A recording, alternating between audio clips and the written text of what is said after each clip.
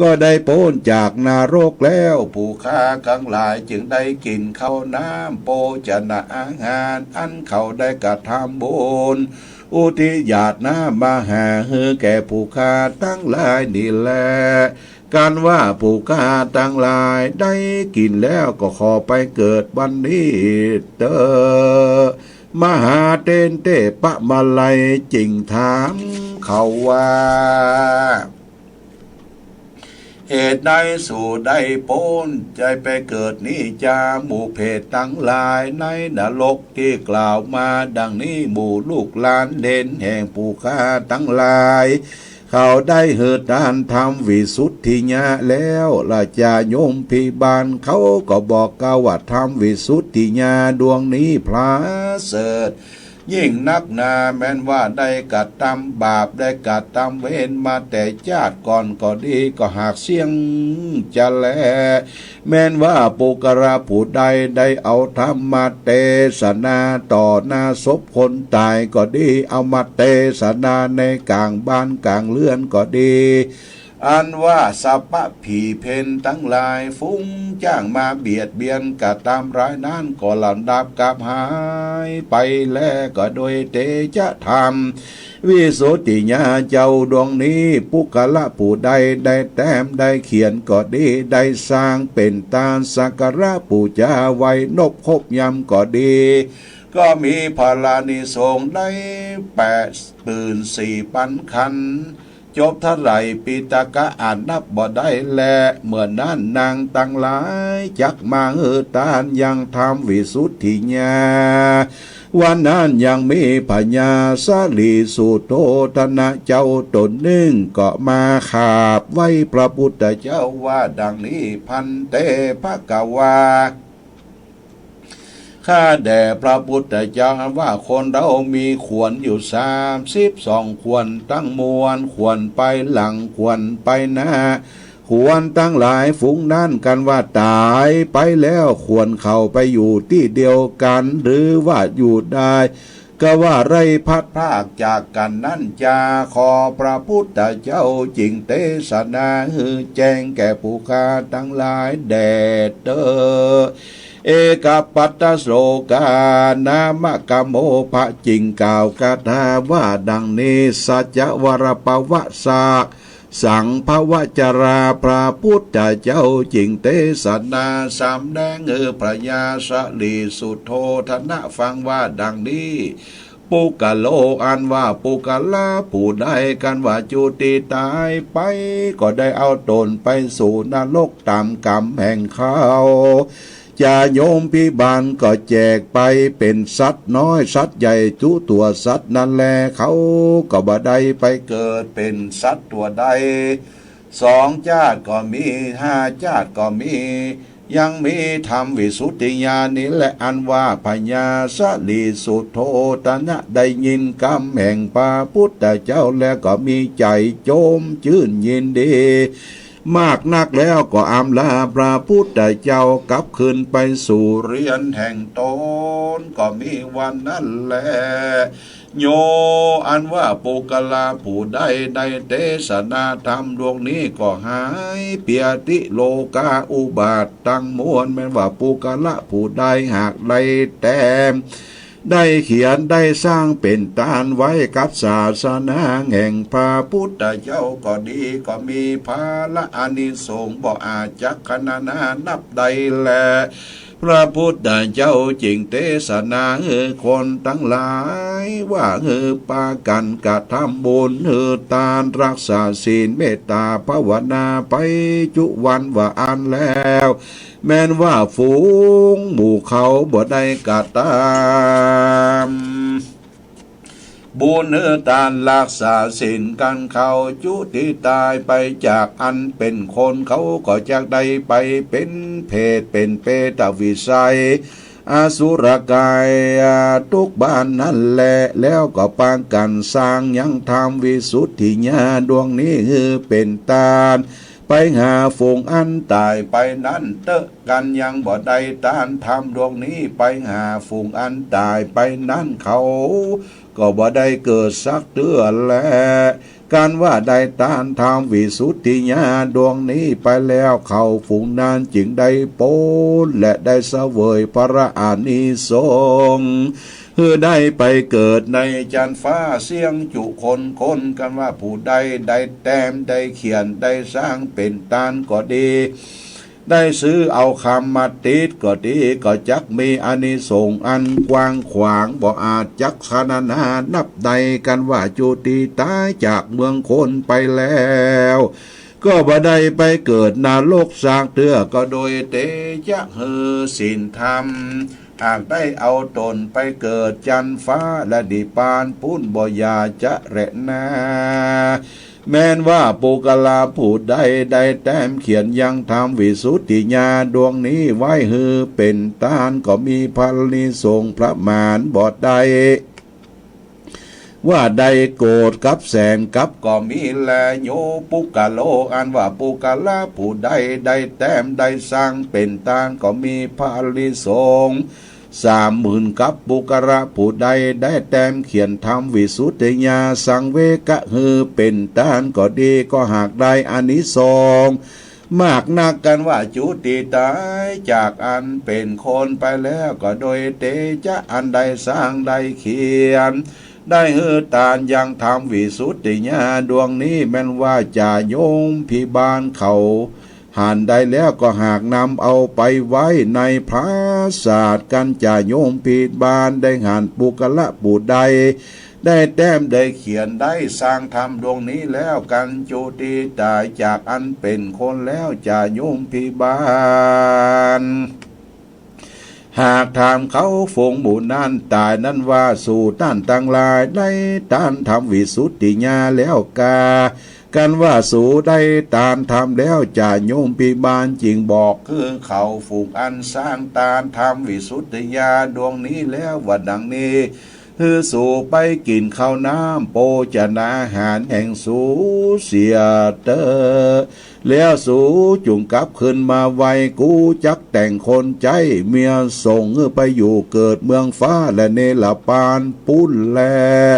ปุกลาผู้ใดยังบ่ได้ต้านทำดวงนี้จะโยมพิบาลเขาก็มามัดเอาไปแต่คือโจมอยู่ในโลกปูนโจรเหือนใดบ่หันยังทำดวงชื่อว่าวิสุทธิญาณนี้แล้วเขาจึงได้ปล่อยคือไปเกิดในที่หันจะแลวิสุทธิญาณจะต่างกังนิทิตังขีญาอันกล่าวเทศนายังวิสุทธิญาณโดยอันย่ออันแคบก็บังกมสมเร็จเสด็จญาติโยมท่านสาธุชนได้ฟังธรรมวิสุทธิญาณเพิ่นได้กล่าวไว้ว่าธรรมผูกเนี้ยมันเป็นธรรมส่งจิตวิญญาณสำหรับผู้ที่ได้ฮือตานรักษาศีลภาวนาหยาดน้ำหมายตานไปฮือแก่ญาติโหโยติกาผู้ร่มหายตายจากหลังจากที่เฮาหมดเดือน12ตัวนี้นะวันนี้เป็นเดือนเกียงออกก็ของกินของตานจากทำวิสุทธิญาณก็ดีที่เฮาได้กินได้ตานเมื่อตานไปแล้วจะโยมพิบาลมาเล็งหันว่าโอ้ผู้นี้ได้กินได้ตานลูกหลานทำเพื่อแผ่มันก็จะส่งโยให้ไปเกิดในสัมปรายภพที่ดีคือสวรรค์จันทร์ฟ้าสูงสุดก็คือพระนิพพานนี่เป็นใจความของธรรมวิสุทธิญาณไปได้เป็นเจ้าภาพได้แต้มได้เขียนได้ปูจาก็เป็นมังคละเป็นมงคลค้ำจูตนคือได้อยู่ดีมีสุขมีโชคมีใจคิดใดก็ส่งความมุ่งมา่ความปรารถนาต้องขออนุโมทนากับคุณโยมกองคำทองคำหรือแม่กองคำทองคำบ้านสันสลีเนอะบ้านสันสลีเวียงป่าเป้าเป็นเก้าเจ้าภาพเจ้าศรัทธาได้ตาในวันที่12วันเสาร์ที่12ที่ผ่านพ้นมาว่าขอให้ตุลุงอมเตศในคืนนี้โดยก็ได้ฉลองเจตนาศรัทธาของโยมแม่กองคำทองคำเรียบร้อยแล้วเนอะบุญกุศลใดที่ได้ตั้งใจได้ปรารถนาบุญกุศลที่เราได้ คือตามรักษาศีลภาวนาพร้อมด้วยศรัทธาญาติโยมท่านสาธุชนทั้งหลายวันนั้นบ่ได้ปั่นโจกปั่นใจปั่นปอนเอาปอนวันนี้เด้อทุกท่านทุกคนเอาปอนทำวิสุทธิญาก่อนเดี๋ยวหลวงพ่ออาตมาภาพก็จะได้ทำมังกละมงคลเจริญพระพุทธมนต์บทสำคัญเพื่อทำน้ำมนต์ให้แก่ศรัทธาญาติโยมเป็นลำดับต่อไปเอาปอนกันเด้อปอนพระธรรมเทศนาวิสุทธิญายะถาวะเรวังหาปูระปาริปูเรนติสาครังเอวะเมวะอิโตทินังเปตานังอุปกปปติอิชิตังปฏิตังตุมหังคิปะเมวะสเมนจันตุสัพเพปุเรนตุสังคปาจันโตปนะระโสยถามะนิโจติละโสยถาดีและส่วนอาจในวันนี้ก็เป็นวันดีเป็นวันเดียงเคียงเนื้อ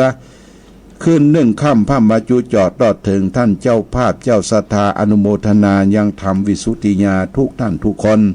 ขอพระบุญกุศลจากพระธรรมเทศนาผูกนี้จงได้ไปจุไปจอดไปรอดไปถึงไปเติงดวงวิญญาณของญาติโหโยติกาสัมพันธวงศาที่เป็นพ่อเป็นแม่เป็นพี่เป็นน้องเป็นปุลุงเอาอาเป็นภรรยาสามีล้มหายตายจากไปขอให้ทำวิสุทธิญาณเนี่ยไปปกยกเอายงวิญญาณของท่านเหล่านั้นให้ได้พ้นจากที่ยากได้พรากจากที่ผ่านให้ได้อยู่สุขสำราญมั่นเตี้ยงไปเสี่ยงจิรการอันยืนยาวนานนั่นจุงจักมีสมดังคำบาลีว่า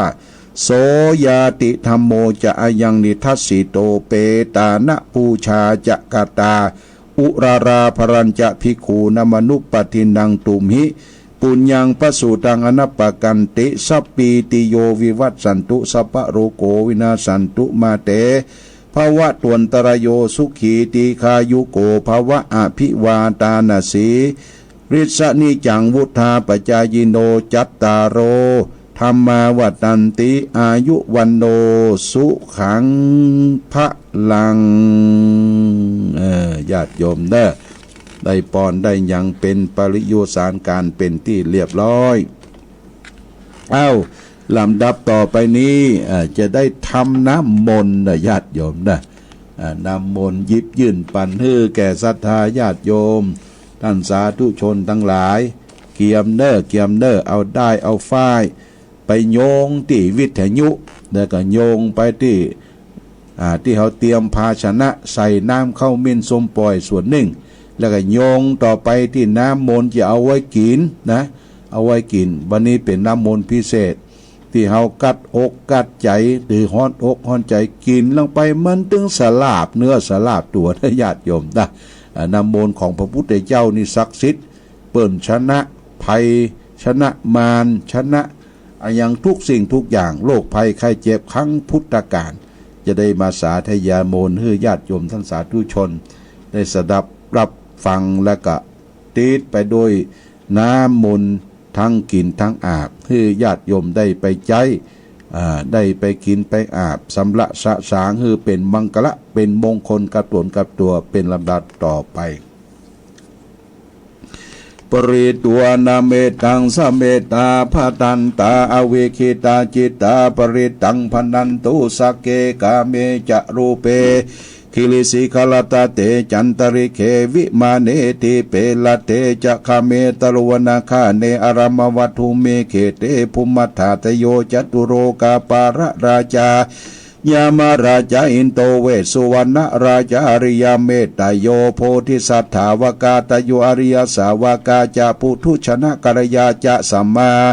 ทิเทเยวะพุทเทปัสสนาธัมเมปัสสนาสังเคปัสสนาพุทเทสักรวาธัมเมสักรวาสังเคสักรวาอิโตทานะโตยาวะปรัมปราอิมาสมิงสุจักวาเรสุเทวตานังมุนิลวจานังสาทโวโนสุนันตุธรรมสวนาการโรยามพะตันตาธรรมสวนาการโรยามพะตันตาธรรมสวนาการโรยามพะตันตานะโมตัสสะภะคะวะโตอะระหะโตสัมมา สัมพุทธัสสะนะโมตัสสะภะคะวะโตอะระหะโตสัมมาสัมพุทธัสสะนะโมตัสสะภะคะวะโตอะระหะโตสัมมาสัมพุทธัสสะพุทธังสารนังกัจฉามิธัมมังสารนังกัจฉามิสังฆังสารนังกัจฉามิตุติยัมปิพุทธังสารนังกัจฉามิตุติยัมปิธัมมังสารนังกัจฉามิตุติยัมปิสังฆังสารนังกัจฉามิตติยัมปิพุทธังสารนังกัจฉามิตติยัมปิธัมมังสารนังกัจฉามิตติยัมปิสังฆังสารนังกัจฉามิโยสันนิสีโนวาละโพธิโมเลมัลลังสะเสนังโจจิตังวิจัยญาสัมโพธิมากันจิอานันตญาโนโลกุตตโมตังปานามามิพุทธังเยจาพุทธาอาติตาจาเยจาพุทธาอนาคาตาปัญจุปันนันจะเยพุทธาอังหังวันตามิสัพพตาอิติปิโสภะคะวาอะระหังสัมมาสัมพุทโธวิชาจารณะสัมปันโนสุขโตโรกาวิทูอนุตตโรปุริสธรรมสารถิสัทธาเทวมนุสสานังพุทโธปะกาวติพุทธังชีวิตังยาวะนิปานังสารนังกัจฉามินาติเมสารนังอัญญังพุทโธเมสารนังวารังเอเตนะสัจจวัจเจนะหุนตุเมชัยยามังกาลังอุตตามังเขงะวันเทหังปาทาปังทรงวารุตตามังพุทเทโยชาลีโตโทโสพุทโธคามาตุตังมังมังอัตถังกีโกอริยปาโตชะนานังโมคคปะเวสายะอุโชจามาโกธัมโมอายังสันติกาโรปานิโตนิยานิโกตังปะนามามิธัมมังเยจะธัมมาติตาจะเยจะธัมมาอนาคาตาปัญจุปันดานจะเยธัมมาอังหังวันตามิสัพพทาสวากขาโตภะคะวะตาธัมโมสันติติโกอากาลิโกเอหิปัสสิโกโอปันนะยิโกปัจจตังเวทิตาโพวิญโยหิติธัมมังชีวิตังยาวะนิปานังสารนังกัจฉามินัตถิเมสารนังอัญญังธัมโมเมสารนังวารังเอเตนะชัจจวัจเจนะหุนตุเมชัยยามังกาลังอุตตามังเขงะวันเตงังธัมมัญจตุวิตังวะรังธัมเมโยชาริโตโทโสธัมโมกามะตุตังมังมังสังโฆวิสุทโธวรตาคินายโยสันตินทาริโยสัพพะปราปะหิโนกุเนหิเนเกหิสมาติปัตโตอนาสโวตังปานามามิสังฆังเยจะสังฆาติตาจะเยจะสังฆานาคาตาปัญจุปันนาจะเยสังฆาหังวันตามิสัพพทาสุปฏิปันโนภะคะวะโตสาวกสังโฆโอชุปฏิปันโนภะคะวะโตสาวกสังโฆยายาปฏิปันโนภะคะวะโตสาวกสังโฆสามีจิปฏิปันโนภะคะวะโตสาวกสังโฆยะทิตังจัตตาริปุริสโยคานิอัฏฐะปุริสปุคาลาเอสะภะคะวะโตสาวกสังโฆอาหุนายโยปะหุนายโยทักขินายโยอัญชาริการะนิโยอนุตตรังปุญญาเขตังโลกัสสติสังฆังชีวิตังยาวะนิปานังสารนังคัจฉามินัตถิเมสารนังอัญญังสังโฆเมสารนังวะรังเอเตนะชัจจวัจเจนะหุนตุเตชยามังกาลังอุตตามังเคงะวันเทงังสังคัญจาทุวิตุตตามังสังเคโยชาริโตโทโสสังโฆกามะตุตังมังมังเอเจวะมัตตนานามัสสะในนังนามัสสะมโนรัตนัตตยังยังปุญญาภิสันตังวิปุลังอาราตังทัสสานุภาเวนะนะหันตรายโยเอวะเมสุตังเอกังสะมัญญังภะคะวาสาวัตถิยังวิหารติเชตวันเนอนันตปินเดกัสสะอารามเมตตะโกภะคะวาภิกขุอามันเตสีภิกขโวติปาตันเตติเตภิกขุภะคะวะโตปัจจโสทรงภะคะวาเอตัทโวจาเมตตายาภิกขเวเจโตวิมุตติยาเสวิตายาภาวิตายาปะหุลิกตายาวัตถุกตายาอนุทิสายา ปริจิตยาสุสามรัจยาเอกาทัสสานิสังสาปฏิกังขากาตาเมเอกาทัสสะสุกังสุปฏิสุกังปฏิปุจจตินาปะปะกัง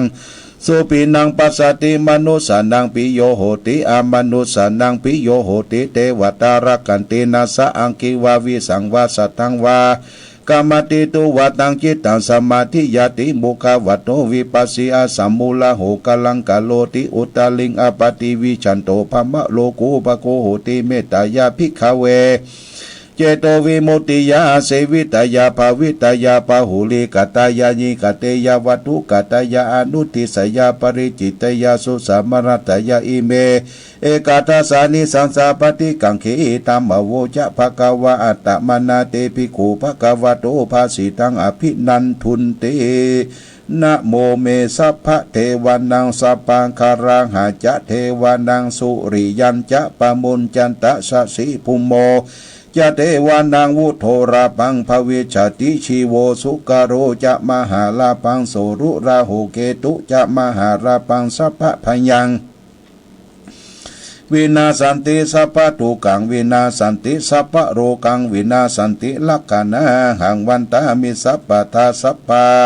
สัพพะเทวามังปารยันตุสัพพะตาเอเตนะมังคลาเตเจนะสัพพะโสถีภวันตุเมยานิทะปูตานิสัมมาคาตานิภุมานิวายานิวาอันตะเลเกสะเปวะปูตาสุมานาภวันตุวะโตปิสักกัจจาสุนันสุปาสิตังสัพทันมาหิปูตานิสาเมตตะสะเปเมตังกะโลกามานุชิยาปัจฉายาติวะจารโตจหารันติเยภารินตัสสมาหิเนลกตะอัปปะมาตายังกิจิบิตังเอตาวาหุลังวัสเกสุวังยังรัตนังปณิตังนาโนสัมมังอาติตาตากเตนะอิตัมปีปุเตรัตนังปณิตังเอเตนะสัจเจนะสุวัติหุนตุขยังวิลาคังอมตังปณิตังทยาสกาสกายมุนีสมาหิโตนะเตนะธรรมเมตสมาธิกินจิอิตัมปิธรรมเมรัตนังปณิตังเอเตนะสัจเจนะสุวันตุยัมพุทธเสโตปริวันนายิสุจินสมาธิมันนันตลีกัญญามังหุสมาธินาเตนะสัมโมนาวิเจติอิตัมปิธรรมเมรัตนังปณิตังเอเตนะสัจเจนะสุวันตุเยปุคลาอัตตสัตังปัสสตาจัตตาริเอกานิโยคานิหุนติเตทักขินายาสุขัสสาวกายเสสุทินานิมหาพลานิตัมปิสังเคลัตตานังปานิตังเอเตนะสัจเจนะสุวัติหุนตุเยสุปยุตตามนาสัทธันเหนานิกามิโนโคตมัสสนามิเตปฏิปตาอมตังวิหารตามุตานิปุติปูชมานาอิตัมปิสังเครัตนังปณิตังเอเตนะสัจเจนะสุวันตุยตินทะกิโลปัทวิงสิโตสิยาจตุมปิวัตเตภิอาสัมปกาปิโยจตุมังสัพพุริสังวัฏามิโยอริยสัจเจอเวจาปัสสติอิตัมปิสังเคลัตนังปณิตังเอเตนะสัจเจนะสุวันตุเยอริยสัจจานิวิภาวยันติคัมปิละปัญเยนะสุเตสิตานิกินจามิโสหุติสุปปมัตตนานะเตภวังอาตมราติยันติอิตัมปิสังเคลัตนังปณิตังเอเตนะสัจเจนะสุวันตุสหัสวัสสะทาสะสัมปทายะตายาตุธรรมา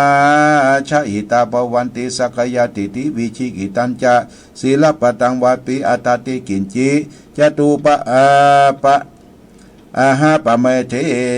จะวิปโมตจาปฏิทานิอาหาโปกันตุงอิตัมปิสังเคลัตนังปณิตังเอเสนาชะจินาสุวัตถิอุดุกินจาปิโสกัมมังกะโลติปาปะกังกาเยนวาจาอุตเตสัตยะโปโสตัสสะปฏิสัทธายะอภปตาติทะปทาติวุตาอิตัมปิสังเครัตนังปณิตังเอเตนะสัจจินาสุวันตุวนะปะคุมเปปราพุติตังเคคิมหานามาเสปัทมิสังคิมเหปัทุปมังธรรมวรังอเตสยิดิภาคามิงปรมังหิตายะอิตัมปิปุเตละตันังปณิตังเอเตนะสัจเจนะสุวันตุวะโรวะรัญโยวระโตวระหะโรอนุตตโรธรรมวรังอเตสยิอิตัมปิปุเตละตันังปณิตังเอเตนะสัจเจนะสุวันตุขีนังปุลานังระวังนาทิสัมภวังวิลาตติตายติเกภวะสะเมขีนาพิชา อวิโลนิฉันตานิพันติเลทิลายะธรรมปฏิโพหิตัมปิสังเกลัตตันังปณิตังเอเตนะสัจจุวัตถิหุโตยานิทัพพุตานิสัมมาคตานิภูมานิวายานิวาอันตะเลเกตตากันังเทวามนุสสันตังปุจิตังพุทธานามัสสมาสุวันติหุโตยานิทัพพุตานิสัมมาคตานิภูมานิวายานิวาอันตะเลเกตถาคตังเทวามนตาพุติถังธรรมสัมมาสัมมาสุวัตถิอุตุยานิทัพพุตานิสัมมาคตานิภูมานิวายานิวะอันตะเลเกตถาคตังเทวามนุสปุสังฆังนามัสสัมมาสุวัตถิอุโตรัตนะสุตังนิธิตังการณิยามัตตากุสาเลนะยันตังสัตตังปะตังอภิสัมเมจาสกุโสจาสุโสจาสุวาจาสุบุตุอานาติมานิสันตุจาสุจับโลจาสุปะอปะกิโตจาสัลลาวกาวุติสันตินทาริโยจานิปะโกปะปะกะโกลิสุอานานุกิโตนาทตุตังสมาเจเลกินเตเยนะวิญโยปะเลอุปาวะตยงสุขีโนวะเกมิโนหนตุสเปสัตตาภวันตุสุขิตตาเยเกเจปนาปุตตะสาลาวานวรเสจติกวเยติสามหันตมามัชชิมาราสกานุกัตุลาทิตาวเยจาทิตาเยจทุเลวสันติอเวตุเลปุตตะวสัมภวิสีสเปสัตตาภวันตุสุขิตานะปโลปลังนิโกเปตายติมันตินิคัตยังกินเจพยาโลสนาปฏิกาสัญญา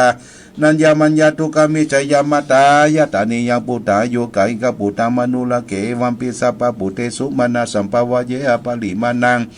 เมตัญจสัพพโลกัสสมิงมนาสัมภวะเยอปลิมานังอุตังอโตจติลิยัญจาสัมปตังอเวลังสัพพตังนิตัญจลังนิสินโนวาสยโนวายาวัตวิตันเมโตเอตังสัตติงอติตยาปรมาเมตังวิหารังอิตัมมโหตินตินจานุปกรรมศีลวัฏสเนนะสัมปันโนกามิสุเวนายะเกตังนาหิชาตุกะปัสสยังปุณเลติติกาละนิยาเมตตะสุตังยันตุนิเมตังอวามังกลจามนาโปสากุณาสัจโตบาบากะโหตุสุปินากันตังปุทานุภาเวนาวินาสัมเมนตุยันตุนิเมตังอวามังกลโยจามนาโปสากุณาสัสโตบาปะกะโหตุสุปินากันตังธรรมานุภาเวนาวินาสัมเมนตุยันตุนิเมตังอวามังกลจามนาโปสากุณาสัสโตบาปะกะโหตุสุปินากันตังสังฆานุภาเวนาวินาสัมเมนตุยะโตหังภคินีอาลิยายะชาติยาชาโตนาบิชานามิสัญจิจาปานังชีวิกาวโรเปนาเตนะสัจเจนะสุติเตหุนตุโสเทพกันตาผู้สังโฆสติตังกาโตธรรมนังวิจโยตถาวิริยัมปิติปัสสติโพสังฆาจถาปริสมาตุเบกาโพสังฆาสติเตสัพพตัสสินามุนินาสัมมาตกถาภวิตาภอุริกตาสังวัตตันติอภิญญานิพานายาจโพธิยาเอเตนะสัจวะจินาสุติเตหุนตุสัพพะไดกธมิงสัมมเยนะโถโมคคลานันจกัสสะปังกิลาเนทุกิเตทิวาโพสังเคสัตตาเทจดิเจตนังอภินันติราลกามุจิงสุตังคเนเอเตนะสัจวะจินาสุติเตหุนตุสัพพะไดเอกทาธรรมราชาปีเคลัญเยนะพิปิลิโตจุนทัตเถเลนะจันเยวะพนาปิตัวนาสัตลังสัมโมทิตัวจะอาปตาตัมหาวุธานิธานะโสเอเตนะสัจวะเจนะสุติเตหนตุสัพพะทามหาการุณิโกนะโทหิตายะสัพพะปานินังปุริตวสะปุริตวมหาการุณิโกนะโทหิตาสัพพะปานินังปุริตวปารมีสัพพะปะโตสัมโพธิมุตตมังเอเตนะสัจวะเจนะหนตุเตชยมังกลาชยันโตโพธิยามุเลสัญญาสักนันติวาคโนเอวังตวังวิจโยวิจญาสุสยมังกเลอปลาชิตตาปลังเกสิเสปัทวีบุคาเลอภิเสเกสัพพปุทธานาคาปโตปโมตติสุนักตังสุมังกลังสุปปตังสุติตังสุขโนสุโมโตจะสุยิตังพระมัจจาริโสปรกินังกายกัมมังวาจากัมมังปรกินังมโนกัมมังปณิดิเตปรกินาปตากินานิกัตวันลพันตเตปตากินิโสอัทรโตสุหิโตวิโลนะหุปัฏสสะเนอโลกาสุขิโตนุสาสเปยติเปสาอัทรตาสุขิตาวิโลนะพุทธศาสเนอโลกาสุขิตาอุเตสาสเปยติเปเตอัทรตาสุขิตาวิโลนะพุทธศาสเนอโลกาสุขิตาสเปยติเปนาติเมสาลานังอัญญังพุทโธเมสาลานังวรังเอเตนะจัจวัจเจนะอุตุเตชยมังกลังนัตถิเมสารนังอัญญังธรรมโมเมสารนังวลังเอเตนะจัจวัจเจนะอุตุเตชยมังกลังนัตถิเมสารนังอัญญังสังโฆเม สรนังวรังเอเตนะชัจจวัจเจนะอุตุเตชยมังกาลังอติอุณาจาวิจโยธัมโมโรเกอนุตตโรสัพพสัตตาหิตตายะตวงตวงขันหิเตวะเตปริวะเจลาจากกันเตอมนุเสหิปวะเกเบยเกนะสิวิติปุติอกะละมะเลนะจะปัสสมะมรณะมุตโตตาเปโตกะมะจริตันตัสเสวานุภาเวนะอุตุเทโวสุเกตาทาสุตตสีลังสมาทายะธรรมสุจริตังจัตเตวานุภาเวนะอุตุเทโวสุเกตาทาลิกิตังจิริตังภูทังทาลานังวจานังกะลุงปะเลตังเทสนาตุโตตัสสะโยปวัตตติเพสัจจังเทวมนุสนังกะดุกังติติตังลาสังอัมพิลังลาวาวันเจวะสัพพยติวินาสันตุเอกตวิติจตุปัญจสัตตตินันตถายวัตถุกาวินาสันตุชีวิทันนังทัตันตุเตชีวิทันนันตตันสัจจะอายุวันนังสุขังปรังชีวิตันนันุภาเวนะอุตุเตโวสุขิตาตาชีวิตันนันเจโยทัตตังอุสตังอุตมังวรังสาลิลังทุกขังเนเสติเพสัจจังธนมุตตมันตัสมะกลยะกลยังนิจังยังสัพพะยังปุญญานิปะโลกสัมบิปฏิตาหุติปาปินังอิมิเนียชีวิตาทินาตุมะกังคิงภวิสติติกายุกาสัตตาหุตุสุขิตาหุตุสัพพตาโยโสทัตตาเนสกจังศีลวันติสุตาติสุนานาวันังวัตตัวชีวิตทานังมหาพลังเอวังมหิติกาเอสายติตังปุญญาสัมปตาตัสสมาธิลาปัสสังสันติปันติตากตาปุญญาติอาทิอุณาจาวิจโยนิธิโตอาทิโลเกศีละคุณโนสัจจังโสจยานุตตายา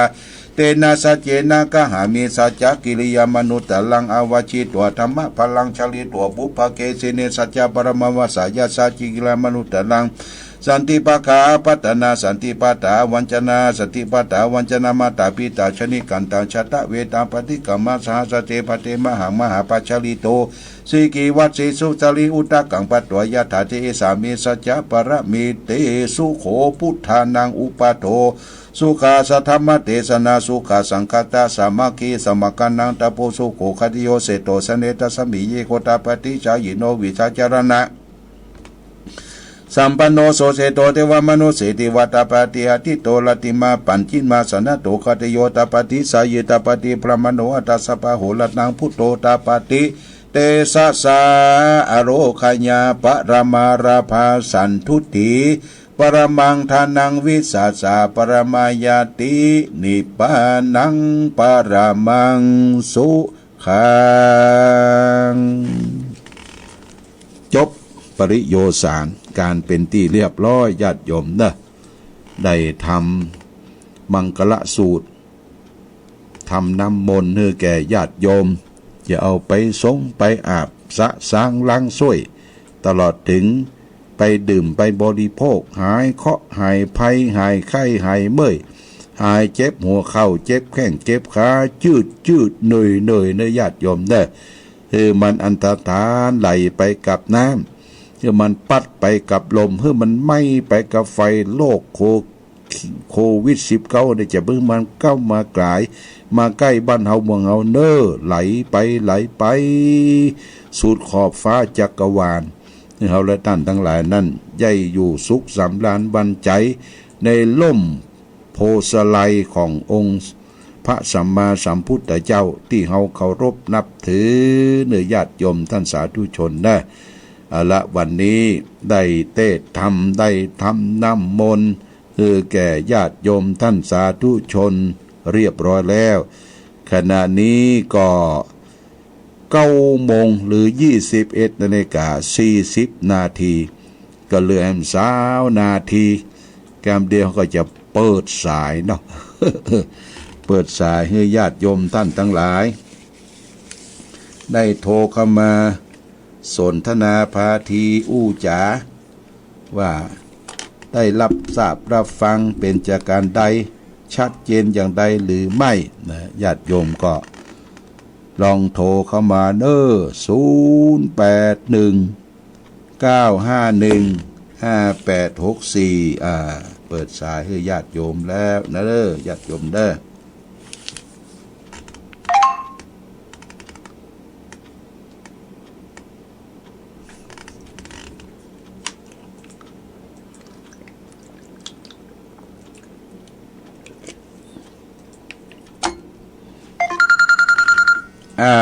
สายแรกมาแล้ว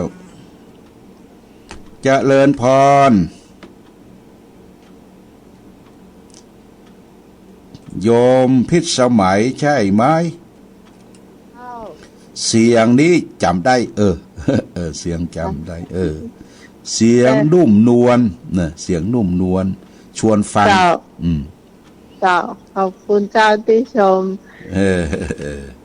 เมมเบอร์นี่ไว้นะหลวงพ่อไม่ได้เมมเบอร์นี่ไว้แต่เบอร์นี้จะใช้ตลอดเลยเจ้าเบอร์นี้กะโอ้โมทนาสาธุเนอนี่ใช้ตลอดเลยเบอร์หยังเบอร์หยังล่ะแกเนี่ยเบอร์ที่หลวงพ่อหันโชว์092ใช่ไหมเนาะ0 เจ้า92 643เจ้า6538เจ้าเบอร์นี้38โยมพิษสมัยโมทนาสาธุฟังชัดเจนก่อชัดเจนโอ้เออตรงนี่ท่องแบบไวมากเลยต้องจับลาวมันต้องจักยาวอันบ่ได้หลายบทเนาะบทสำคัญทั้งกันบทสำคัญนี่สุดยอดบทต่อแต่ตั้งแต่3 ทุ่มตั้งแต่21 นาทีจำเวลาดีจบแล้วเหลือเวลาถึง3 นาทีโอ้โหก็สอดของดีๆนะปั่นให้ญาติโยมเนาะของถ้าดีคนโทรคงจะได้นักอยู่วันนี้นะเนาะให้คนอื่นได้โชว์พังนะเจ้าเนาะเจริญพรได้โยมพิสมัยเด้ออยู่ดีมีสุขเจ้าเจริญพรอ้าวสายต่อไป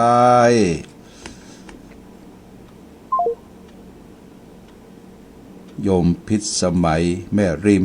เปิ้นได้โทรเข้ามาคือกำลังใจมาแล้วเจริญพรป้ออุ้ยพัดครับผมฟังชัดเจนก่อแจ๋วเลยครับโปรดท่อได้น้ำมนต์ก่อแจ่มแจ๋ว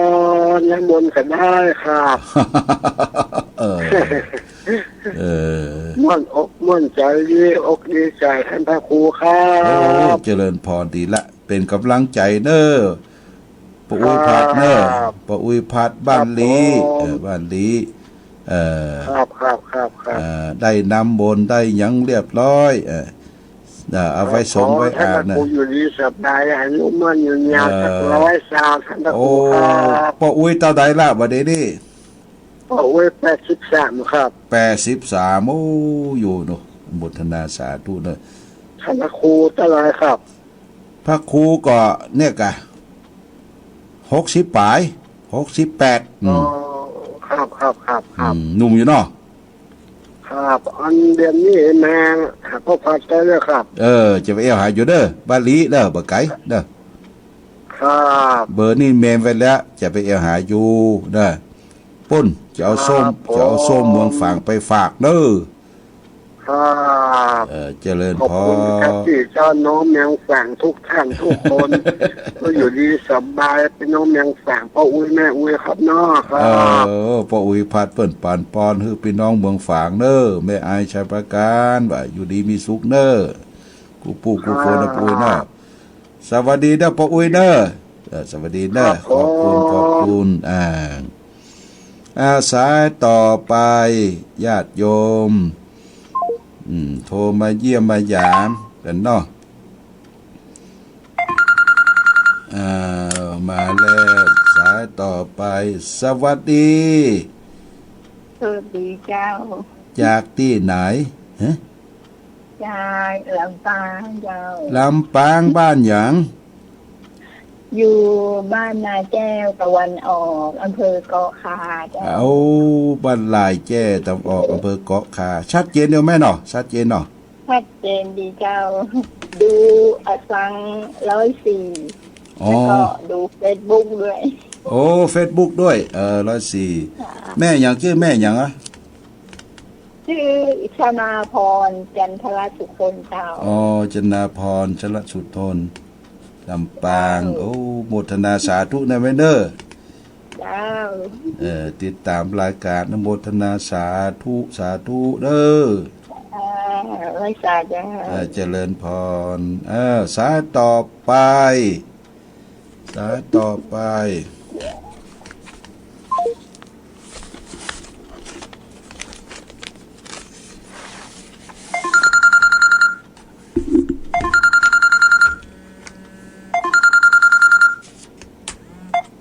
เจริญพร เจ้ากราบไหว้สาเจ้าหลวงพ่อพระครู ชัดเจนดี จากที่ไหน เจ้าชัดเจนดีเจ้าบ้านตรงซานอำเภอเมืองปานลำปางไปเจ้า โอ้ บ้านหยะ บ้านตรงซานเจ้าหมู่หนึ่งตำบลบ้านขออำเภอเมืองปานเจ้า 262100แม่อย่างแม่หยะ แม่สายพินกันละยาเจ้า แม่สายพินกัลยา กินเจ้ากินน้ำมนต์หลวงพ่อแล้วเนอะ โอ้อนุโมทนาสาธุเนอะ เจ้ากำลังใจหลวงพ่อเนอะ ชัดเจนดีเนาะไหมเนาะ เจ้าชัดเจนดีเจ้า โอ้ กราบไหว้สาเจ้า โมทนาสาธุเนอะคือมัน โอ้สาธุสาธุเจ้า เจริญพรเจริญพรสายต่อไป อันนี้มาจากเมืองปานญาติโยมไปแจ้ของใกล้ๆนะเจริญพร เจ้ากราบไหว้สาเจ้าทุลุงทุกป้อ เจริญพรจากที่ไหนแม่ เป็ดอยู่พะเยาอยู่อำเภอแม่ใจเจ้า อ๋อ บ้าน แม่ สีทอง แม่ใจพะเยาเนาะ เจ้าแม่เสาเจ้า แม่เสา เจ้า แม่เสาแม่ใจพะเยาชัดเจนดีกว่า ได้น้ำมนต์ละ โอ้ดีดีโมทนาสาธุ จ้า ชัดเจนดีกว่าปุ้นแม่ ชัดเจนกว่า เจ้าชัดเจนดีเจ้า วันดี ก็ฟังกันหลายเนาะ โตแล้วมันกันเปิ่นเนี่ยกัน แม่เสาแม่ใจพะเยาโอ้โมทนาสาธุแม่เนออยู่ดีมีสุขเนอ เจ้า เจ้ากระไว้สาเจ้าตะกอ หวัดดีหวัดดีสายต่อไป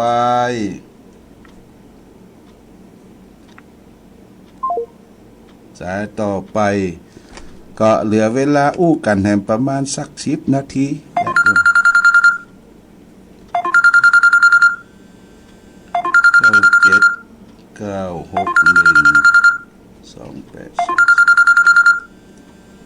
เจริญพ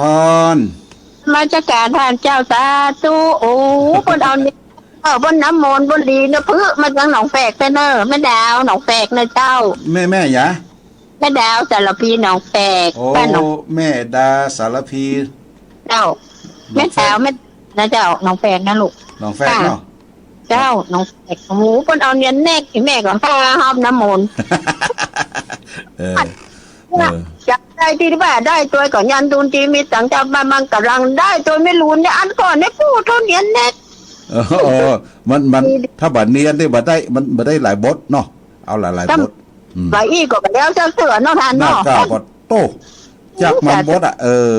เอามาปั่นโจกปั่นใจให้ญาติโยมเนอะดีเจ้าโอ้สาธุสาธุก็เสียทันวันนี้ล่ะวันที่16นี่เด็กแม่อยู่ แม่มีอยู่เนาะ เจ้าแม่ก็อ่าน77 15นี่ พ่อเท่าไหร่78พอฮะอ๋อไปดีดูที่แม่ฟังจึงว่าเด้อขอเป็นได้ธรรมะธรรมโมไปตัว ดีละโมทนาสาธุเอาน้ำโบทุเปิดเนอะโยมเนอะ สาธุขอให้อ่านอุทิศส่วนกุศลส่วนบุญที่แทนสวดมาก็ขอให้เป็นปันโชคปันใจแม่ตัวแล้วก็ให้พ่อไปขึ้นสวรรค์จันทร์แล้ววันนี้ ไปละทำวิสุทธิญาณนำไปละเด้อทำที่เต็ดเกี้ยอ๋อท่านอยู่วัดอย่างก็แม่ก็อย่างมา อยู่วัดน้ำบ่อสาวาเมืองฝางเพื่อนเนอปดโต พบต่างพุ่นกา ปวดโทเมืองฝางเพื่อกะ อ๋อไปถึงกำเจ้าเนอะ โอ้เปิ่นมากันหลายแล้ววันที่12วันเสาร์แล้วคนมาเป็นปานบ่ธรรมสัญจรเพิ่นมาแล้วเนี่ยกะ แม่เดี๋ยวนี้แม่มีโอกาสแม่คงจะได้มีวาสนาได้หานอ แต่เด้อน้ำบ่อสาวาเด้อเมืองฝางเด้อ ครับของฝางนอ มาหาพระนางสามผิวฮู้จักก่อ จ้า เออ อ่อนหมอก พระเจ้าฝางพระนางสามผิวไอ้หาเปิ้นเด้อมาไหว้มาสาเปิ้นมีอนุสาวรีย์น่ะ เจ้า เออ จ้าตุแม่ก็ลังมีบัตรเป็นหนาห้อง มากะมาเอวกัน เออโมทนาเด้อแม่ทุดมาดาเด้อโมทนาสาธุเด้อ โอ้สาธุแม่บัเจ้าใครได้ป่วยก็เอาอะ เอาดีละโมทนาสาธุเอ ตอนเป็นขี่รถไปสแปะอยู่เนอะวันเดียวนี่นะ แลแข็งแรงอยู่ เออ แม่ดาหนองแฝกสารปีอโมทนาสาธุเน้อเออ ตุจับเรื่องจับจองจับจามจับตุ สายต่อไป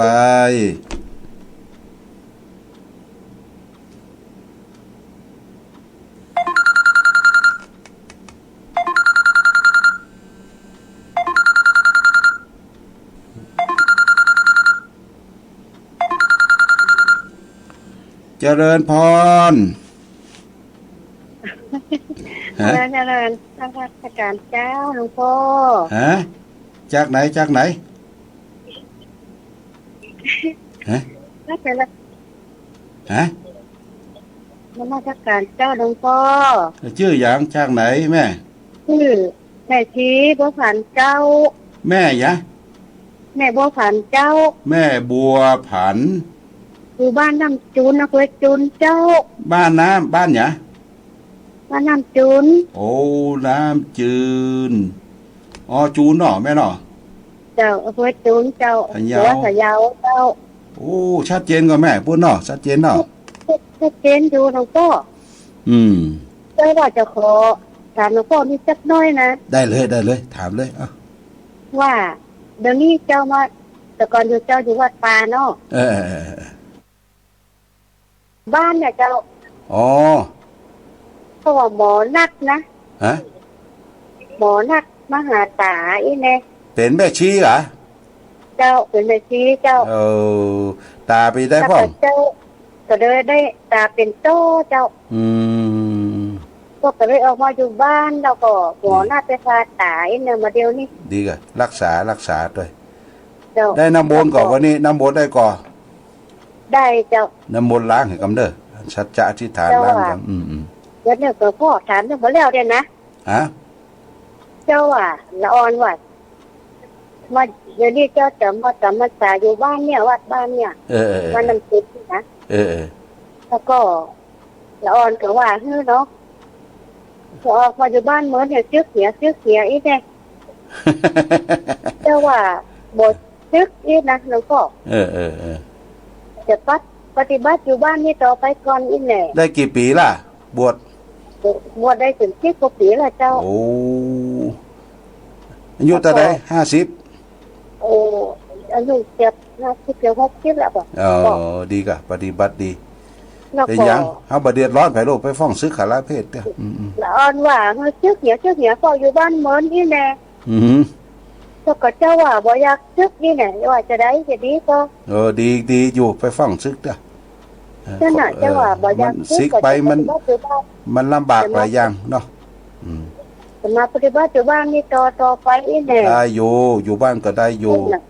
จนกว่าตาจะหายพุ่นอีนะ ได้เป็นหยัง ก็กินแล้วก็นี่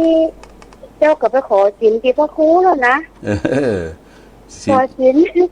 ศีล8เนาะ ขอไปฮะบ่ได้พรรษานี่บ่ได้ไปวัดทั้งสองกินก็ได้หลวงพ่อ อืม บ่เป็นหยังเนาะ เป็นหยังศีลอยู่กับเฮาละเป็นหยังเจ้าว่าจะเด็ดทึกที่นั่นหลวงพ่อจะดีก็จะปฏิบัติอยู่บ้านนี่ไปเรื่อยๆนี่แหละ บ่ซิกเนี่ยก็ได้เป็นหยัง นะ บ่ซิกก็เป็นหยังมันเป็นหยังเขาฟังว่าอันจิตใจว่าอยากจะซึกเตื้ออยากจะอยู่อีก่อนเนี่ยรักษาเนื้อรักษาตัวรักษาตาก่อนบอกเขาอีเลยแล้วอ้อมก็ว่าอันทึกอย่าทึกเนี่ยอยู่บ้านเหมือนอีแหละ โอ้ไม่เป็นหยังเขา นั่นแหละ รักษาตัวก่อนเดี๋ยวจะไปอยู่วัด เจ้าก็ว่าจะมาปรึกษาหลวงพ่อเนี่ยนี่ โมทนาสาธุไปฟ้องซิกเด้อไปฟ้องซิกเด้อบ่ แต่ ต้ นั่ อง นน่ะเจ้าก็ที่หลวงพ่อแนะนำพวกเจ้าจะได้สบายใจเลย อยู่ไปก่อนปฏิบัติ เนาะอยู่ไปก็เป็นหยังทางพ่อเนาะ เป็นหยัง อยู่ไปเถอะ เจ้าว่าจะปฏิบัติธรรมอยู่บ้านนี่จะสวดมนต์หนังพิจารณาอยู่บ้านนี่ตอนนี้แหละ แน่นแม่นแม่น